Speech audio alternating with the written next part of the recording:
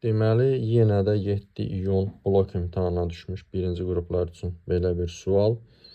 2 vur 10 üstü mənfi 26 kiloqram kütləli yüklü zərrəci induksiyası 20 milli-tesla olan bir cism maqnit sahəsində induksiya xətlərinə perpendikulyar istiqamətdə 1.6 vur 10 üstü 5 metr bölü saniyə sürəti ilə sahəyə daxil olur. Zərrəciyin cızığı çevrənin radiusu 0,5 yəni 50 sm olarsa yükün qiymətini hesablayın. Biz bilirik ki, deməli bir cism maqnit sahəsində zərrəciyin cızığı çevrənin radiusu R bərabərdir mv bölünsün QB düsturu ilə ifadə olunur. Buradan biz Q-nü tapsaq, deməli mv bölünsün BR olacaq.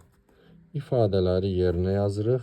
M 2 vurulsun 10 üstü mənfi 26 və sürətimiz 1.6 10 üstü 5 bölünsün, deməli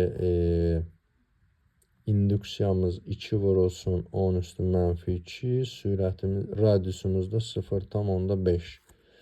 Deməli buradan alırıq ki, biz 2-ni 0,5-ə vursaq 1, 2-ni deməli 3,2, üstləri də hesablasaq 10 üstü, deməli bura gəlsəm mənfi 24, mənfi 19. 3,2 vur 10 üstü mənfi 19 kulonu vermiş olacaq cavabımız.